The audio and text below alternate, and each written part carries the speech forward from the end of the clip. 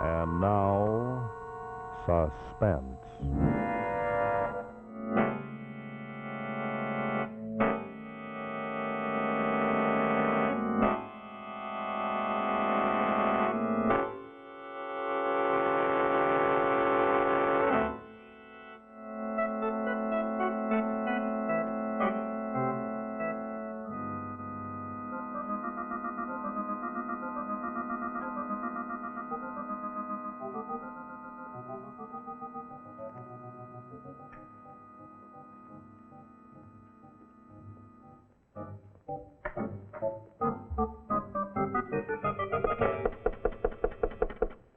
Yes, come in. Oh, good morning. Oh, Mrs. Griffin. Has the mail come? There's nothing for you, Miss Crabtree.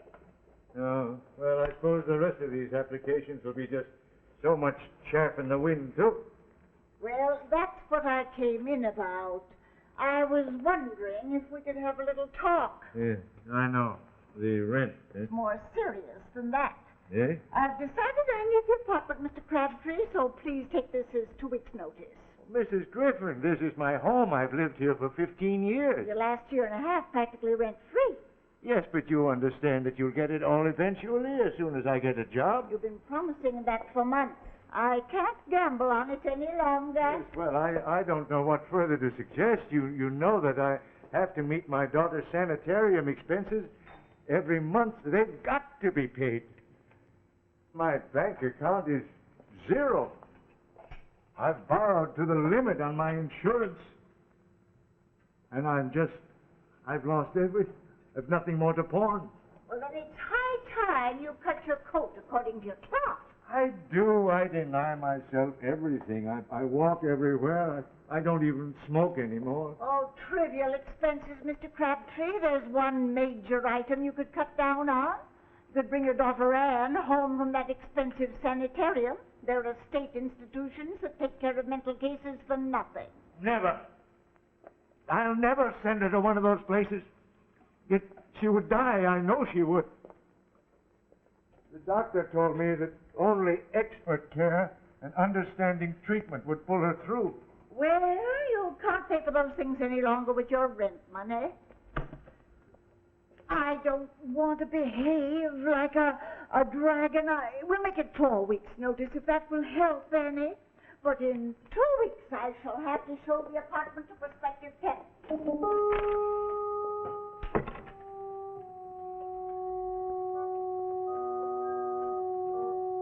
Tell me what to do, Anne, darling.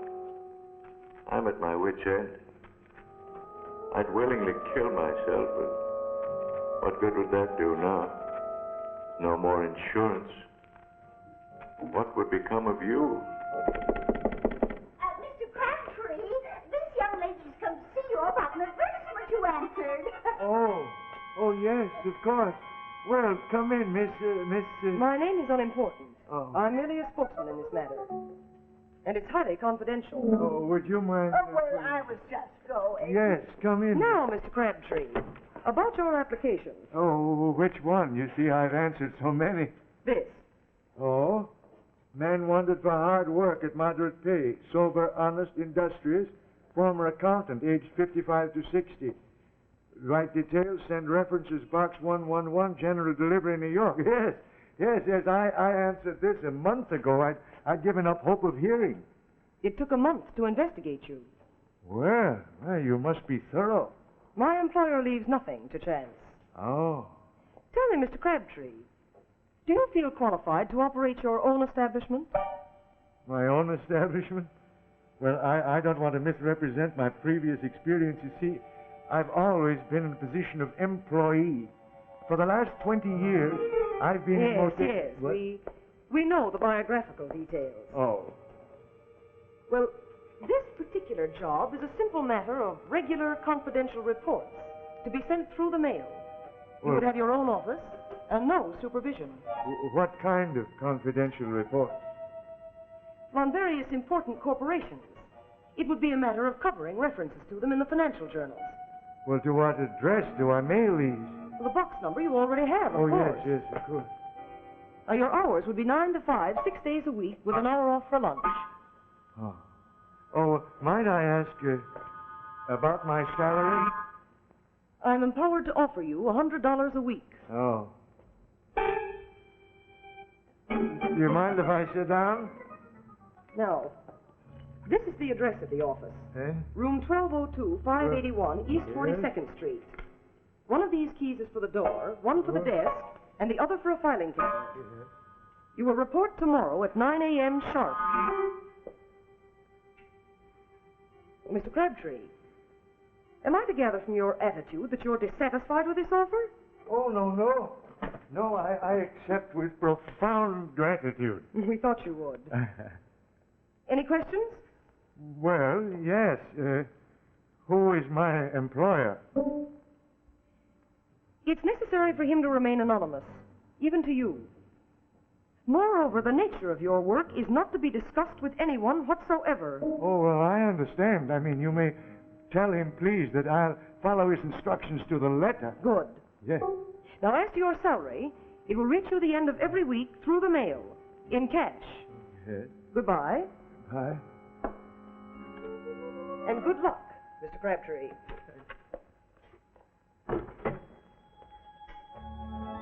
I can't believe it. It's going to be all right, and now you will get well. Hello, darling. Is it all right for me to talk? Good. I just couldn't wait to tell you. It went off perfectly. My dear, he's ideal, just exactly what we've been looking for. I put on such a marvelous performance, he hasn't any idea it isn't a bona fide job. Yes, I'll phone the building right away and tell them to put his name on the office door.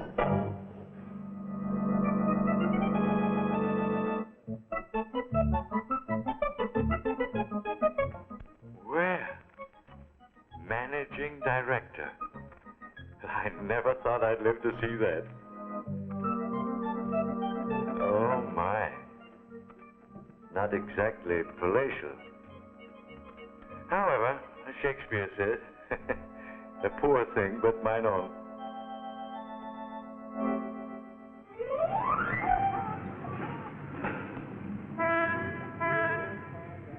Bird's eye view of termites scurrying to work.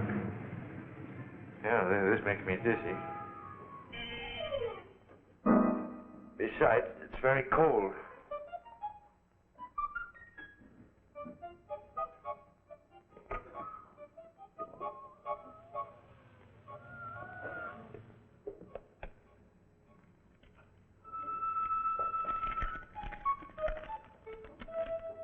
Please? Please feed me. My function is to keep you company so that you will not be tempted to chatter to friends on the telephone. My name is Discretion. Well, Discretion, it's lucky for you that I'm partial to cats, that I'm not one of those silly people who are terrified of them. We'll be great companions.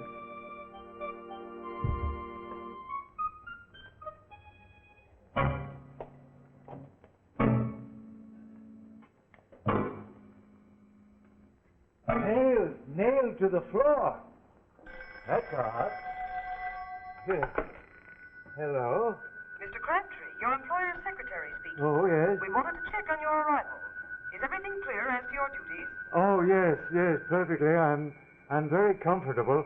Oh, but would you mind telling me why my furniture is nailed to the floor?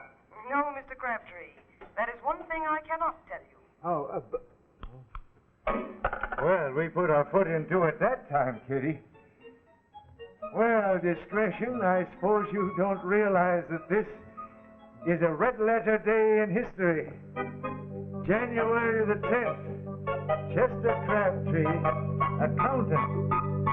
He opens his own office for a very mysterious Mr. X.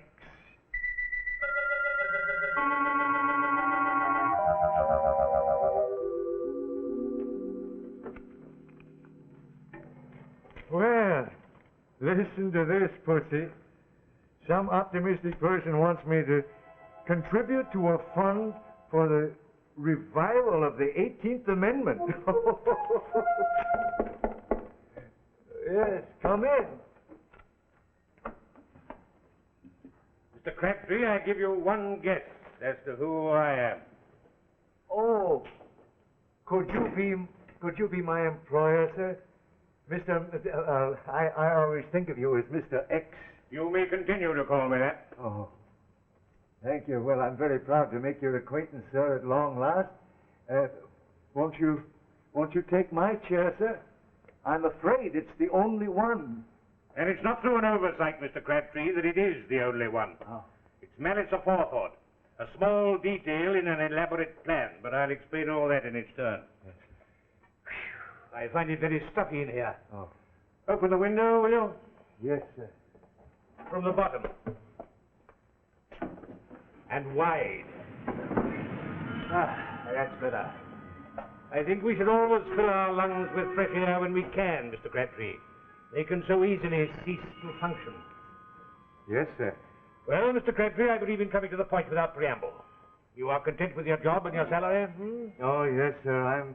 I've never been so happy, sir, and I hope that my reports have met with your satisfaction. I haven't read them. I burned them on arrival, unopened. You what? You burned them? It comes as a shock to you to discover that their real function is to lull you into a state of security. False security. Well, sir, I must say I don't follow you, sir. Well, you have actually been employed by me for work of a very different nature. What sort of work, sir? I want you to help me to dispose of a personal problem. Oh, well, naturally, I'd do anything to be of help. Anything? Then tell me, Mr. Crabtree, how would you go about killing a man? I, sir? Yes, that's why I've hired you. To carry out a very ingenious murder. I gather from your stony silence, Mr. Crabtree, that the idea of taking life is repugnant to you. Well, sir, I am an accountant, not an assassin. I've never even dimly contemplated such an action. I envy you the serenity of your existence. Unfortunately, I have never contemplated anything else for 5 unhappy years. Well, who is this man that you want eliminated? A common blackmailer who's setting too high a value upon his silence for the moment. He is my wife's first husband. When we married, she thought him dead. We have 2 children who will become illegitimate if he prosecutes for bigamy as he threatens.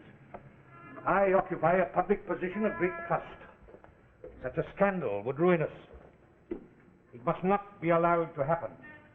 But, sir, if you have decided to destroy this man, why do you insist try to get me to do it? Why don't you do it yourself? I am totally incapable of committing any act of violence.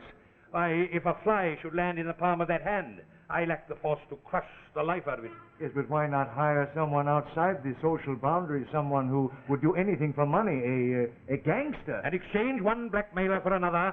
No, Mr. Crabtree, I have decided it has to be you. Me? But I never. Calmly, my dear fellow. And before you make a hasty decision, consider the consequences of a refusal to you. When you leave this office this evening, you would leave it permanently. But with a secret, Mr. X. A secret that might be of interest to the police. Oh, forgive me, my dear fellow. Forgive me, but I was visualizing the scene when you go to the authorities with this story of the fantastic demands made upon you by an employer who does not exist. Yes, sir, but this office, all the subscriptions to the magazines, you paid for everything. Through the mail, by cash, in your name.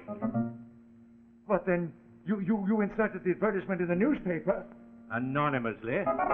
Of course, it would not be impossible for you to discover my real identity, but it would only lead you to an institution for the mentally deranged. Hallucinations, my dear fellow. But the lady who engaged me in your behalf was no hallucination. Quite correct, Mr. Crabtree. She was not. That was my wife. Disguised, of course. And I do not think even your landlady would recognize her again. Well, I still don't understand Oh. why you want to pick on me. Then I will explain. My advertisement was intended to attract the man to whom a steady salary might mean a matter of life and death. I examined numerous replies. You seem to me to be the ideal candidate, for to you, a steady salary is a matter of life and death. Well, if not to you, at least to your daughter. What good would I be to my daughter if I went to the chair for murder? You underestimate my ingenuity. My plan is foolproof. For example, this cramped office was found after a weary search as perfect for our purpose. The exact spot in which this desk is placed was carefully selected. It has even been nailed to the floor to make it impossible to move it. Now observe. When you are seated at this desk, a visitor is confined to the space you occupy now at that window. Within the hour, the man we have been discussing will come through that door. He will stand there with his back to the open window, as now. He will ask you for an envelope containing a contribution. You will hand him that. Being a methodical man, he will place it in the inner pocket of his jacket. Every time I've paid him for the last 5 years, he has never failed to do exactly that. At a psychological moment, when his hand is in his pocket, he will rise swiftly. One good thrust and he'll be through that window to his death. No! No! A second or two later, you will close the window and quietly resume your work. Yes, but someone will find him. Yes. The police. Yes, they will find an unfortunate individual who has jumped from the roof above you. They will know it's not a suicide because the envelope you gave him will contain a note, not the money he anticipated. The note will explain the reasons for his sad demise and offer a pathetic apology for the inconvenience he has caused.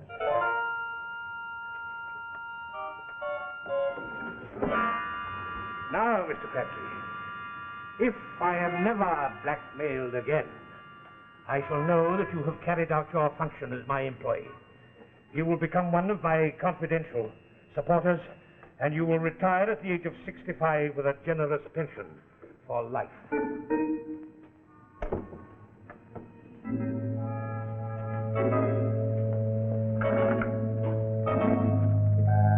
Hello. Police department.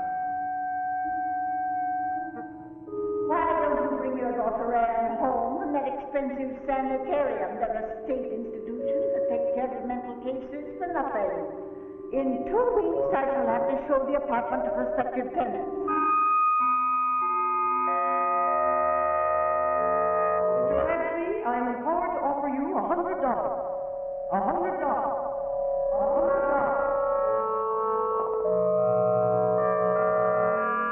Before making a hasty decision, consider the consequences of a refusal to you. When you leave this office this evening, you will leave it permanently. But you could become one of my confidential supporters and retire at the age of 65 with a generous pension for life. For life. For life. Come in. Mr. Crabtree, Yes. I am hoping, sir, to obtain a contribution from you. Sir, it is my... I know. I know. I have it here. Thank you. That's most satisfactory. Do you mind if I open it? Oh, no, you're A not. cat. You're... Keep him away from me. Cats terrify me. Please don't let him come near me. Please keep him away from me.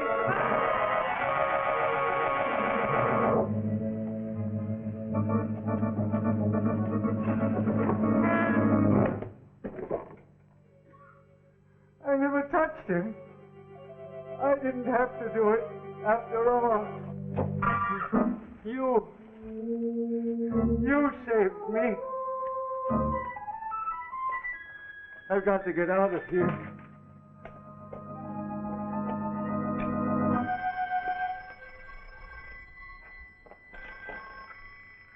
Hello? Yes, this is Crabtree. I was standing at the opposite corner at the end of the block. I saw a man fall from the 12th floor. Congratulations, my dear fellow. Yes, but I didn't do it. It was an accident. He fell by accident. You did give him that letter. Yes, I did. But I didn't touch him. He saw my cat and he became terrified and he backed up and he fell down. But, my dear Crabtree, I hope you are not going to spoil everything when it is all going so splendidly by losing your head. It would be most unwise to tell that, shall we say, cat and bull story to the police. Now, you heard nothing. You saw nothing. Go on quietly working at your reports. Yes, sir. Sir, but sir!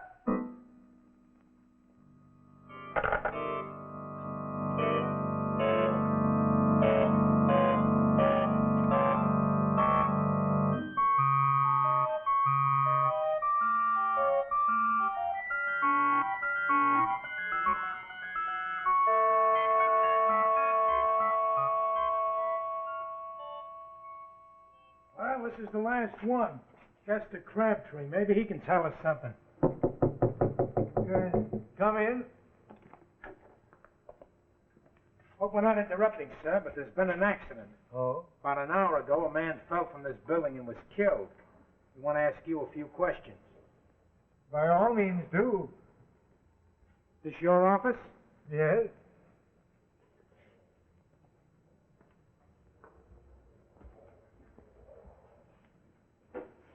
Been in it all morning? Yes.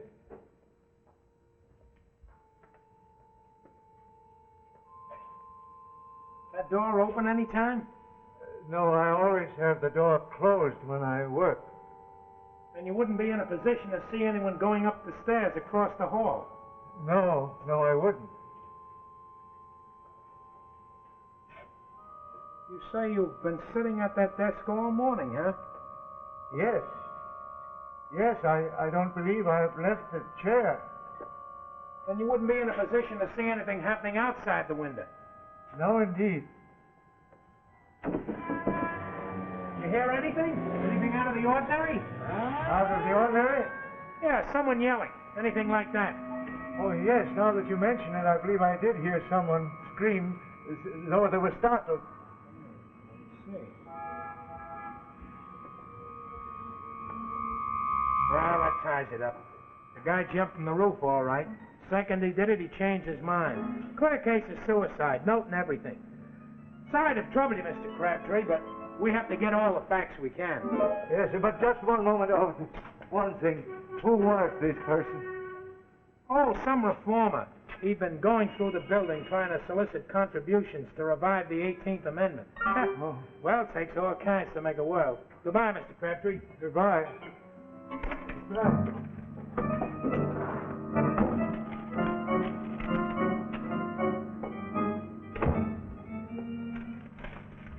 Mr. Crabtree, Yes. I've been informed by a certain party that you have a contribution for me. Oh. No. No, I gave it to the... No, sir. I have nothing for you.